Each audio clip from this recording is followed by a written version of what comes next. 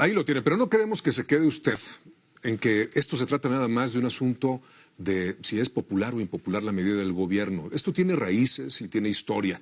Y justamente para hablar de eso nos visita en el estudio y le doy la bienvenida, de verdad con mucho gusto, a una gran periodista y escritora, Ana Lilia Pérez, que es autora de obras como El Cártel Negro y Pemex RIP, entre otras, que hablan justamente de este tema que es muy penoso, Ana.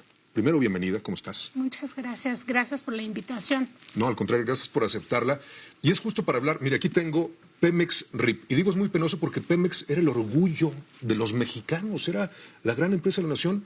¿Y qué pasó? ¿Cómo llegamos de eso que era un emblema internacional de México a lo que estamos viviendo, a lo que la gente está padeciendo ahorita? Que parece apocalíptico, ¿no? Pues pareciera. Pues es lo que hoy vive la población. Ese efecto de lo que ocurría ya en Petróleos Mexicanos desde hace muchos años, que era un saqueo. El saqueo en las tomas clandestinas, yo las pongo entre comillas, porque la mayor parte del saqueo a Petróleos Mexicanos es por parte del propio personal de Petróleos Mexicanos. Las tomas clandestinas representan el 20% de lo que se le roba a Pemex, el otro 80% responde a una estructura bien organizada desde dentro de la petrolera, y el robo de combustible es uno de los eslabones. Pero ¿cómo llegamos a eso? Bueno, tuvimos una de las empresas petroleras más importantes a nivel mundial, una de las primeras 11 petroleras que generaban más ingresos y que, bueno, debía reflejarse en la economía de los ciudadanos. Pemex aportaba el 47% del Producto Interno Bruto. Dependíamos de Pemex. Así es. País. México tenía una economía petrolizada y si bien todavía es uno de los activos principales que se tienen en este país, el robo de combustible es solamente uno de los eslabones de saqueo. En Petróleos Mexicanos hay muchas maneras de robo y lo que hoy se ve es producto de todo ese saqueo que empezó como un robo hormiga hasta convertirse en una estructura bien organizada que al momento en que quieres combatirla es como si golpearas en un avispero. Entonces todo está pululando. Es lo que estamos viendo ahora. ¿Tú qué opinas? Bueno, es un retrato terrible este que nos haces, pero tú has investigado más de 15 años, no estás hablando por hablar, tienes documentos, tienes las pruebas y aquí están estos libros. Pero déjame preguntarte, por esta historia que conoces, ¿tú cómo ves la medida? ¿Tú pensabas que iba a haber el cierre de los ductos para combatir esta manifestación de la delincuencia dentro de Pemex o no? Bueno, cuando se conoce el modus operandi en el robo de combustible, como lo conozco yo, como la palma de mi mano, lo he estudiado a profundidad, lo he padecido también. Yo publiqué un libro en el año 2011 que se llama El Cártel Negro y el subtítulo de ese libro es Cómo el crimen organizado se ha apoderado de Pemex. Y en ese libro ya se revelaba lo que hoy estás viendo, de lo que hoy se reconoce públicamente, que es toda una estructura de saqueo que comienza desde las áreas de producción petrolera, desde que la materia prima, o sea, el hidrocarburo, llega a las refinerías para el proceso de refinación. Hay dobles contabilidades para maquillar lo que entra y tener un margen de maniobra para sacar lo otro. Con pipas, por eso se habla de tantos volúmenes de pipas que se le roban a Pemex. Hay un modo de operar de la doble facturación y el tema de los ductos. Todo el sistema de transporte o una parte del sistema se hace por poliducto. Llegó a tal nivel de organización el crimen dentro de Pemex que desde la torre de Marina Nacional, es decir, desde el corazón de Petróleos Mexicanos, la gente que tenía a su cargo el monitorear el sistema de ductos que está monitoreado las 24 horas a través del sistema SCADA, es como si tú y yo estamos viendo en un monitor lo que está pasando en todo el país. Lo que hacían era permitir que se robaran ese combustible intermitentemente. Bueno, esto lo ha retomado el presidente, lo ha dicho así con estas mismas palabras y ahora decidió combatir cerrando los ductos. Y esto es todo lo que yo planteaba ya desde el libro El Cártel Negro y un punto importante, las tomas paralelas. Y aquí viene la respuesta a la inquietud y a la inquietud que tiene la ciudadanía de por qué cerrar los ductos. Bueno, en la red de poliductos de Petróleos Mexicanos hay todavía porque al parecer se está desmantelando una parte de esto, no sé qué tanto avance haya, pero redes paralelas. ¿Qué significa? Que tenías tu red legal, pero al lado tenías conexiones alternas.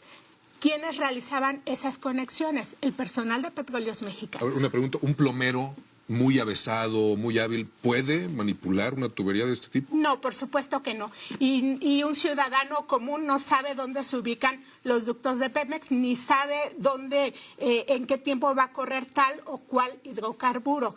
Por el poliducto pueden pasar los más diversos productos de Petróleos Mexicanos y cuando hablamos de huachicolero debemos quitarnos esa idea de la gente que llega a perforar y se lleva su garrafoncito. Eso así no es como funciona el robo de combustible. El robo de combustible funciona cuando el personal de la torre de control de Pemex monitorea, llama a quienes van a hacer la perforación, que son personas altamente especializadas en manipulación de válvulas, hacen la conexión y permiten que esa conexión paralela funcione. Hay otra modalidad que se le llama toma en caliente. La toma en caliente es una perforación instantánea donde la realiza el personal de Pemex, llama a los huachicoleros que tienen los camiones que vemos circular cargados, llama a los cargadores, así se les define, acuerdan con la policía local de qué hora a qué hora van a entrar a cargar y hacen la carga.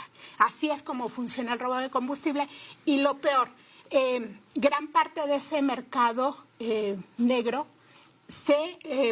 se comercializa en el mercado legal, es decir, en las propias gasolineras oficiales autorizadas por Petróleos Mexicanos. ¿Se han estado retirando permisos? ¿Se han estado negando algunos desde el principio de esta administración? ¿Tiene que ver con esto? Tiene una lógica total porque las gasolineras compran cierta producción a Pemex, cierta gasolina.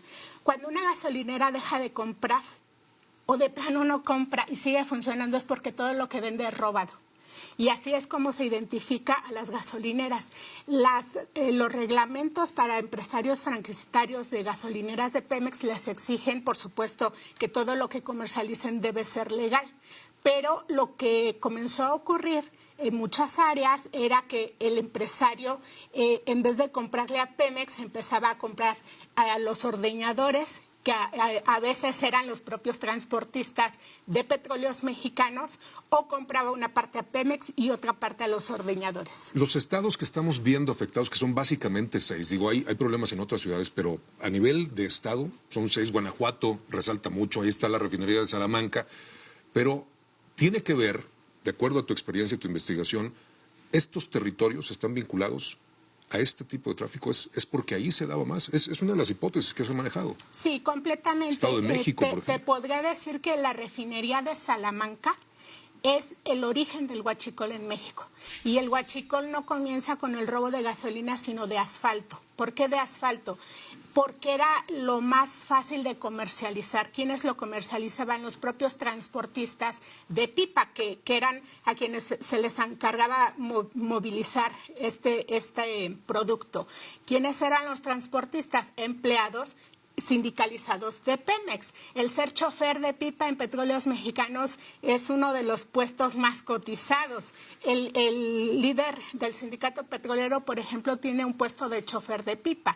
El personal sindicalizado es altamente responsable en este robo. ¿Por qué? Porque son quienes controlan todos los procesos de producción. La gente encargada también cotidianamente de manipular los ductos, de darles mantenimiento, de hacer las labores en los campos, son personal sindicalizado. Sin embargo, de esta responsabilidad no se puede eximir a personal de confianza porque en las refinerías, en las terminales de almacenamiento, los jefes son personal de confianza. ¿Los directores de Pemex no saben de estas cuestiones? El director de Pemex cada día recibe un informe en tiempo al día de lo que está entrando a una refinería y lo que llega a una terminal de almacenamiento. Y los números nunca cuadran. Y si los números no te cuadran, es porque hay robo. Y los directores son informados de esto. Además, hay que recordar que el funcionario público tiene responsabilidad por colusión o por omisión. Es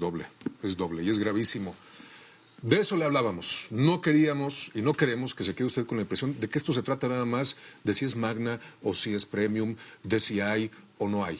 Es un asunto mucho más profundo y si usted quiere conocer todos los detalles, la historia, más de 15 años de investigación de esto que acaba de escuchar, esta es la mujer que se ha aventado ese tiro y ella es la que más sabe de toda esta historia. Este es el libro más reciente, es Pemex RIP. Hoy sabemos la situación de Pemex.